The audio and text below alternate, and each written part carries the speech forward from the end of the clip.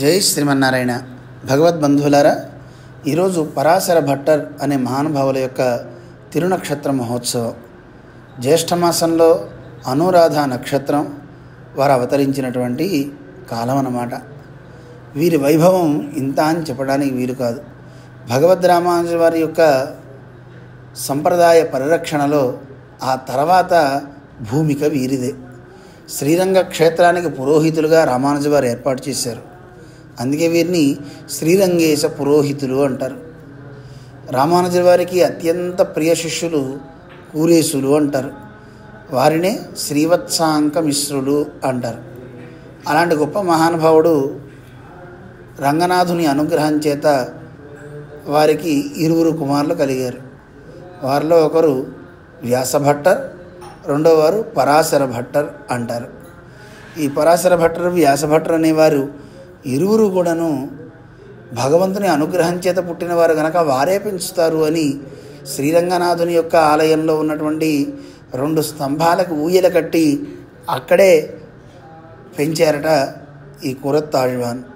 పిల్లలు పాల కోసం ఏడుస్తుంటే సాక్షాత్తు లక్ష్మీదేవి వచ్చి స్తన్యాన్ని ఇచ్చింది అని ఐతిహ్యం. అలాంటి గొప్ప మహానుభావులు బాల్యాత్ ప్రభృతి సుస్నిగ్ధ అన్నట్లుగా చిన్నతనం నుంచే వారికి భక్తిభావాలు చాలా ఎక్కువ.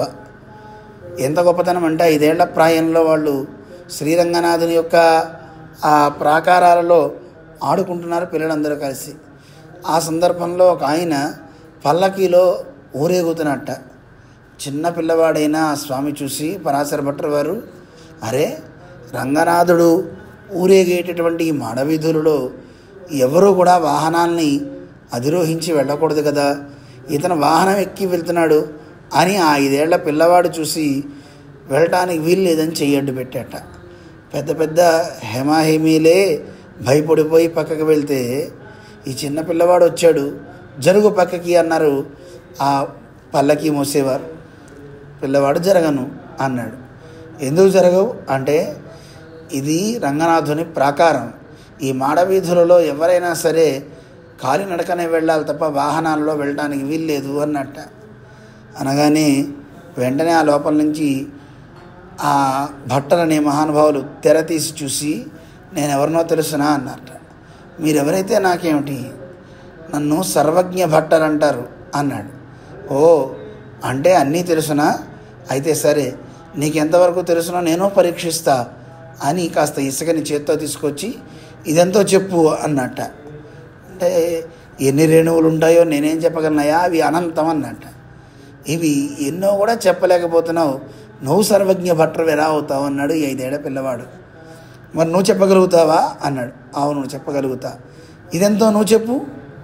ఇది గుప్పెడంత ఇసుక, ఇది గుప్పెడు అనేది కూడా నీకు తెలియనప్పుడు నువ్వు సర్వజ్ఞ భట్టర్ ఎలా అవుతావు అనగానే వెంటనే ఆ శిబికలో ఉన్నటువంటి ఆ సర్వజ్ఞ భట్టర్ సిగ్గుతో తలదించుకుని కిందకి దిగిపోయాట.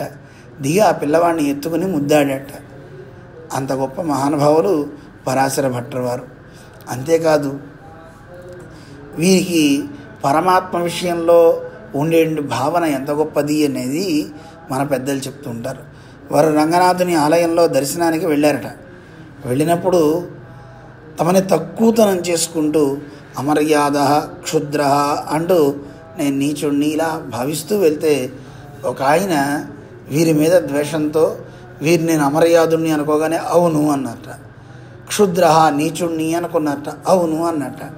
వెంటనే పరాశర భట్టర్ వారు వారిని చేయి పట్టుకొని గబగబా గర్భాలయం దగ్గరికి తీసుకుపోయారు. అందరికీ భయం వేసింది, భట్టర్ వారు ఏమైనా చేస్తారేమోనని. కానీ ఆలయం లోపలికి వెళ్ళి రంగనాథునితో చెప్పారట, స్వామి, నేను ఇలాంటి వాడిని అని చెప్పినా మీరు విశ్వసించలేదు కదా. చూడండి, ఈరోజు ఈ భాగవతోత్తముడే చెప్తున్నాడు నేను నీచుణ్ణి అని, ఈయన ఒప్పుకుంటున్నాడు. ఇప్పటికన్నా నన్ను రక్షించండి అని పెరుమాళ్ళ సన్నిధిలో వేడుకుంటే ఎవరైతే గనక వీరిని హేళన చేశారో వారే వీరిని ప్రార్థించారట. అయ్యా, ఇన్ని గొప్ప సుగుణాలు మీలో ఉన్నాయని నాకు తెలిసి కూడా ఈర్ష్యపడ్డాను, క్షమించండి అని ప్రాధేయపడ్డట. అదొక ఐతిహ్యం. ఒకసారి రంగనాథుని ఆలయంలోకి దర్శనానికి వెళ్ళినప్పుడు అర్చకులందరూ ఏదో హడావిడిగా పూజలు చేస్తున్నారట. ఏం జరిగింది అని అడిగితే, ఏం లేదు, ఈరోజు గుళ్ళోకి ఒక శునకం వచ్చిందండి, గుడి అపవిత్రం అయిపోయింది, అందువల్ల శాంతి చేస్తున్నాము అన్నారట. వెంటనే భట్టర్ వారు నవ్వి రంగనాథుని వైపు చూసి ఆసువుగా ఒక శ్లోకాన్ని చెప్పారట. హే రంగనాథ, ఈ శునకం వచ్చిందని చెప్పి ఇలా వీళ్ళందరూ చేస్తున్నారే, ఈ శునకం అపవిత్రమైతే నిత్యము అనేక రకాలైనటువంటి దోషాలు కలిగిన వాళ్ళం మేము. అసన్నికృష్టస్య నికృష్ట జంతో మిథ్యాపవాదేన కరోషి శాంతిం. సన్నికృష్టము అంటే దగ్గర ఉండడం, అసన్నికృష్టము దగ్గరికి రాకూడదన్నమాట. అలాంటి క్షుద్రమైన జంతువు సన్నికృష్టము దగ్గరకు వచ్చిందని చెప్పి వీళ్ళందరూ కూడా కరోషి శాంతిం, రంగనాథ నీ ఆలయంలో శాంతి నిర్వహిస్తున్నారు. తతో నికృష్టే, ఆ శునకం కంటే ఇంకా నికృష్టమైన వాళ్ళు ఎవరు? మేమయ్యా. దానికి కాస్త అన్నం పెడితే విశ్వాసం అన్నా ఉంటుంది. ఈ మనిషికి అసలు విశ్వాసమే లేనివాడు. ఇలాంటి మేము నీ సన్నిధికి వస్తున్నామే, కాం నిష్కృతిం కరోషి, ఇంకేమి నువ్వు ప్రాయశ్చిత్తం చేసుకుంటావో రంగనాథ అంటూ ఆసువుగా చెప్పారు. అంత గొప్ప వైరాగ్య సంపన్నులు, గొప్ప జ్ఞాని. రామానుజుల వారి ఆదేశంతో శ్రీ విష్ణు సహస్రనామ స్తోత్రానికి భగవద్గుణ దర్పణం అనే ఒక అద్భుతమైనటువంటి గ్రంథాన్ని అనుగ్రహించారు.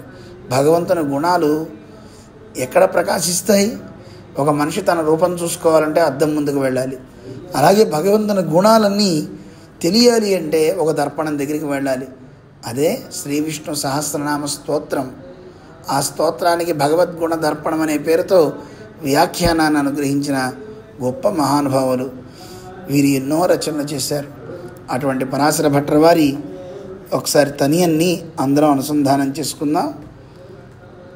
మాధవే మాసి అనురాధాజాతం భట్టార్యదేశికం గోవింద గురుపాదాబ్జ భృంగరాజమహం భజే. ఇది మాధవ మాసం అంటారు.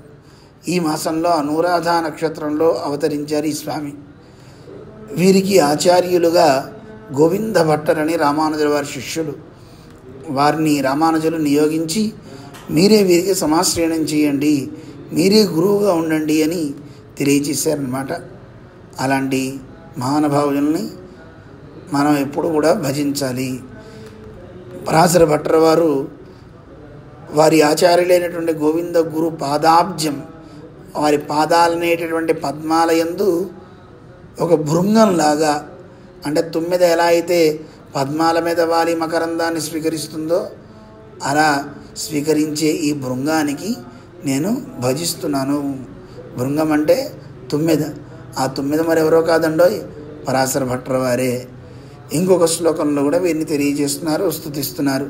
శ్రీ పరాశర భట్టార్య శ్రీరంగేశ పురోహిత శ్రీవత్సాంకసుత శ్రీమాన్ శ్రేయసే మేస్తు భూయసే. శ్రీ పరాశర భట్టర్ తిరువడిగళే శరణం. ఓం అస్మద్గురుభ్యో నమః. జై శ్రీమన్నారాయణ.